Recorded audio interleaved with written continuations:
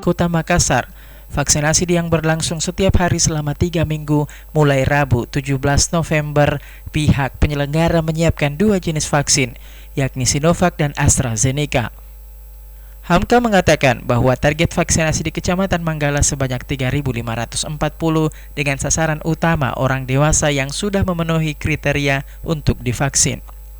Dalam hal ini serbuan vaksin dari Kodam untuk target untuk Kecamatan Manggala ini ditargetkan sekitar 3.540 ya.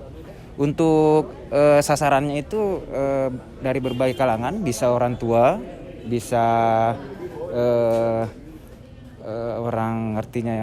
orang dewasa bisa ya. Lurah Biring Romang mengatakan pihaknya sangat mengapresiasi adanya vaksinasi tersebut. Bahkan untuk menarik minat warga agar ikut vaksin dilakukan pendekatan secara humanis. Alhamdulillah kami dari pemerintah Kelurahan Biring Romang Kecamatan Manggala mengapresiasi kegiatan TNI Angkatan Darat dalam hal ini Kodim atau dalam hal ini Kodam 7 Hasanuddin.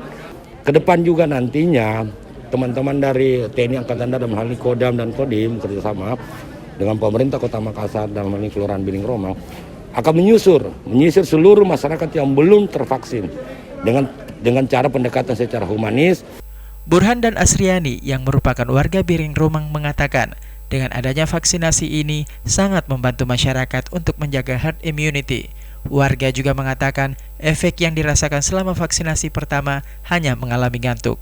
Salah satu bentuk bantuan dari pemerintah, perhatian dari pemerintah, sehingga mempermudah warga untuk mengikuti vaksinasi, baik itu vaksinasi saat vaksin 1 maupun vaksin 2. Ini untuk memberikan keringanan kepada seluruh warga yang belum vaksin, ya kan, yang baik vaksin 1 maupun vaksin 2, supaya pelayanannya memudahkan kepada semua warga.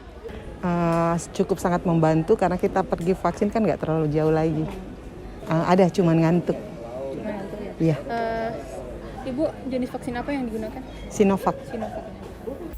Kodim berharap dengan adanya vaksinasi ini dapat memutus rantai penyebaran COVID-19 dan menambah herd immunity masyarakat Kota Makassar.